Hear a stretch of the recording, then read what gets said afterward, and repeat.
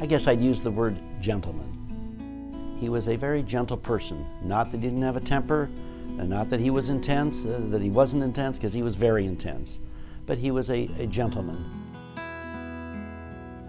I guess it'd be like that whirling dervish sort of dressed as Genie in the Bottle, because she's still is and was an absolutely beautiful woman, inside and out. When he, a month later, proposed to her, he went to Simon Director, her father. And he went to Simon and said, I'd like to marry your daughter. And as my mother tells the story, and my father also, Simon said, Harold, you're a nice young man. Are you crazy? You really want to marry her? She has a temper, she's intense, she's full of energy. You're a nice young man. Have you thought this all through?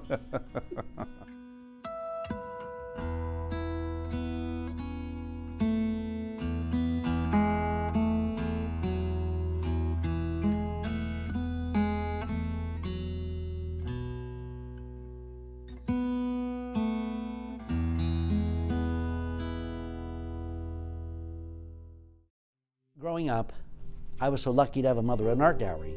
I'd go to the openings, I'd meet the artists, I'd go play weekends with their kids.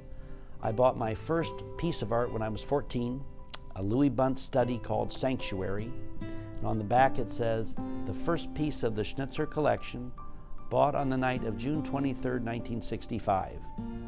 It was $75. With the family discount, it was $60, and I paid my mother $5 a month. And as I've said, if I ever missed a payment, she knew where to foreclose because my bedroom was right next to theirs, okay? It's been with me ever since. It was at the height of a recession. This site was, other than the old dilapidated Paramount Theater, there was nothing here. It was a deep recession, and the arts had no theater spaces other than the old Civic Auditorium. We had told the taxpayers we would not sell the $19 million general obligation bonds until we had raised $6 million from the private sector. Their gift put us over the top.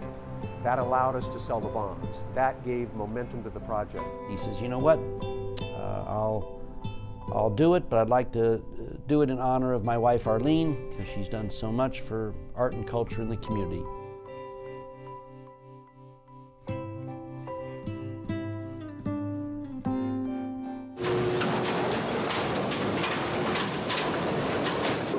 And they had miscalculated the weight of the sign, and with film crews running, the sign was pulled off, and the weight of it, it fell forward up Broadway, and the back wheels of the 70-ton crane were up in the air, and the crane operator jumped out of the crane. I turned to Jimmy DePriest, the symphony conductor, and I said, this isn't a very good start. And someone had said, you know, all news is good news, and this ended up on the national news on that Sunday night. And so, this is curtains for the old Paramount hallmark, but what a finale. Nancy Francis, reporting for Newsroom 6.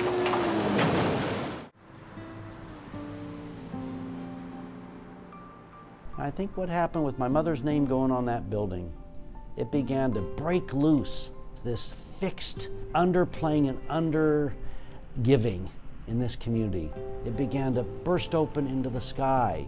So others said, you know what? I'll do a Newmark Theater. I'll do a Winningstad Theater. I'll do a Swindells this. I'll do a Peter Stott this. I'll do all the wonderful things we've done. And one time when I was up there 20-something years ago, I looked up and it was in such disrepair. And I said, the column just looks terrible. And if you ever need some help figuring out how to help restore it, I'd love to tackle that. I formed a board of half Astoria people and half Portland people that had Astoria roots or cared about it. And we created Friends of Astoria column. And I've been president of that for 28 years. We've raised $3.5 million to restore it. The city of Astoria had designed, and we were ready to go out to bid, to have some very elaborate serpentine access for those who need assistance to get to the column. And I showed this to Arlene and to Jordan. Arlene went nuts. Are you kidding me? She says, Willis, you're nuts. This is the Astoria column. When you are to enter the column and see the great monument we have here, it is meant to be approached from the front. And if people need assistance, they should not be brought up the back steps and through the back door. This is how you enter to look at this wonderful monument. What we're going to do, we will just gradually make the whole landscaping gradually go up. So everyone, disabled, if they need assistance, if they're high school athletes, we will all enter to look at the column the same way. Her idea, which Jordan likes to take credit for, but it was her idea, cost less, save us money, and it is gorgeous. You know, there's nothing else like Confluence across the country. It's seen as one of the most ambitious public art projects in the country, and it's right here in our backyard. And it stretches from the mouth of the Columbia River and goes all the way to the Snake River, 438 miles, 6 sites in 2 states. In the end, a total of $33 million. Nothing else like it. This all started with a text from Thomas Lauderdale to Jordan Schnitzer. And there was Thomas Lauderdale on tour with Pink Martini in Europe. Jordan, here I am in Switzerland, and I'm thinking about the Confluence project, and I really want to help Maya Lin finish this project.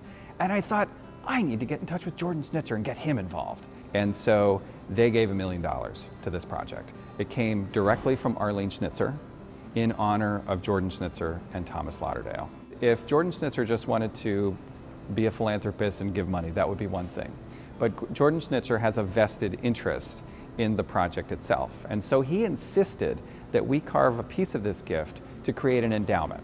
Public art ages, and you have to take care of it. And Jordan knew that from the beginning and insisted that we do that now. Not wait, but do it now. This is a tribute to the contribution of the Chinese pioneers in the Northwest. When we started building the Garden of Surging Waves, it's expensive. And to get the money and to get the interest was difficult until Jordan and Arlene Schnitzer became involved in this project. When the 8 columns arrived in Astoria, one of them was broken to pieces. And the idea was, well, we got to hurry and get a new one to replace it. Jordan Schnitzer said, wait a minute.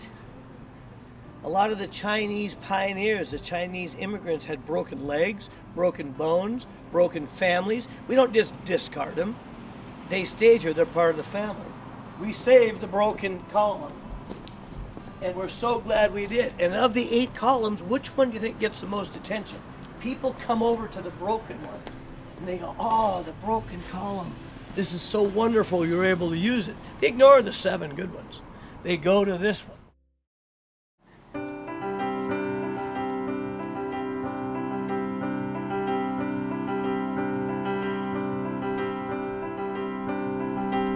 I didn't know there were so many people here. She often said when she walked into PNCA, the Museum Art School, it changed her life, it transformed her life. And the reason is that it put her in touch with her true passion, which was art.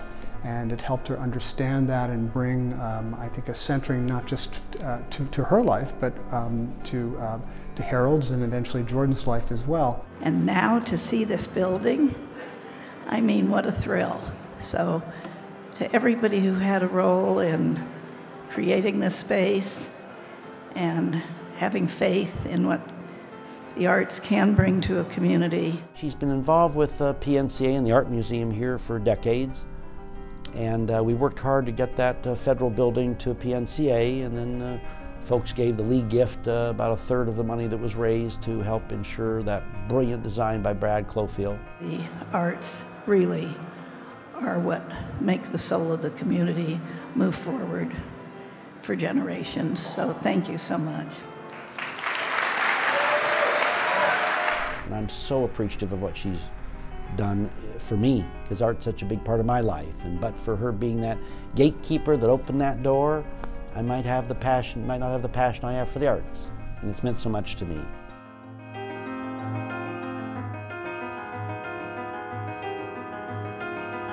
So we are in the Harold and Arlene Schnitzer Gallery, which is part of the new addition. that Jordan was responsible for that opened in 2005. Jordan is probably, if not the #1, in the top ranks of contemporary print collectors in the United States. He has a collection that's probably approaching 8,000 works and has huge depth in certain artists, including Andy Warhol, Ellsworth Kelly, many, many others. But this is a space that really houses a lot of our permanent collection too, that's in Pacific Northwest art, which of course was the passion of Arlene Schnitzer. And a couple years ago, we were able to show a selection from Arlene Schnitzer's esteemed collection from the Fountain Gallery. So in fact, both Schnitzers have been instrumental in helping us fulfill our mission.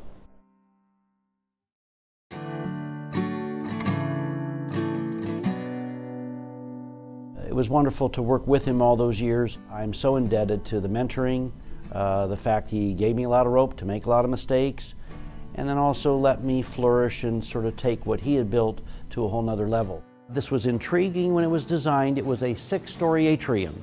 But when you came in here, it went up 6 stories, you thought it went on forever. And I didn't feel it had the intimacy. So I began working with the architects. We worked with GBD Interior Architects on this and said, let's bring down the scale of this to make it more humanized.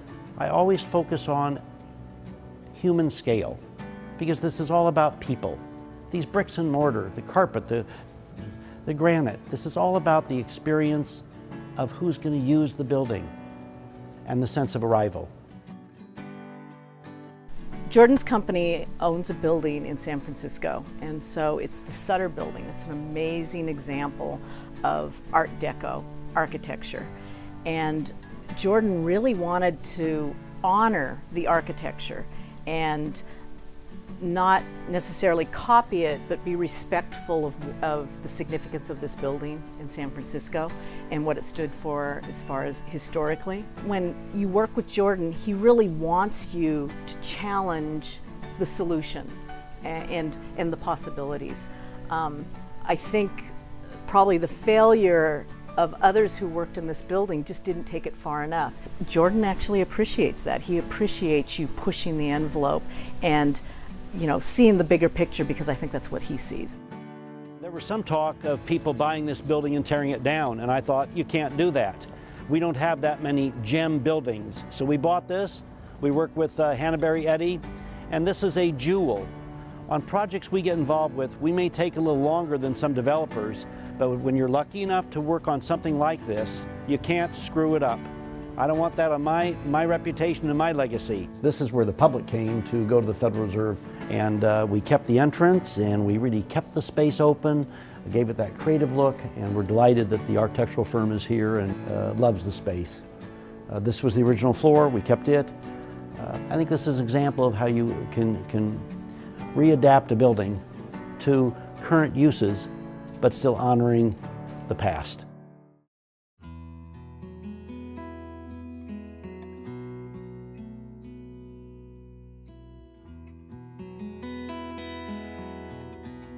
Both parents talked a lot about how this was their village.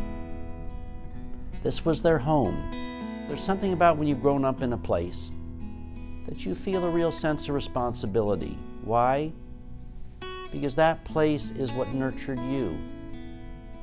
And as I've often said, we stand upon the shoulders of those who've come before us. We build upon their legacies. We take up that mantle of responsibility, because a community is a bunch of acres, and you got a bunch of buildings. But those buildings, those homes, they have no soul without the people in the community that make it alive.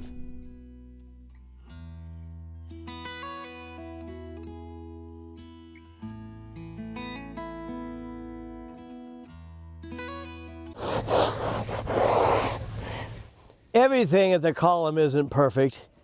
Jordan was in charge of the pavers. He put mine in upside down. I can't believe it. Upside down. Jordan, I still come up daily and clean it.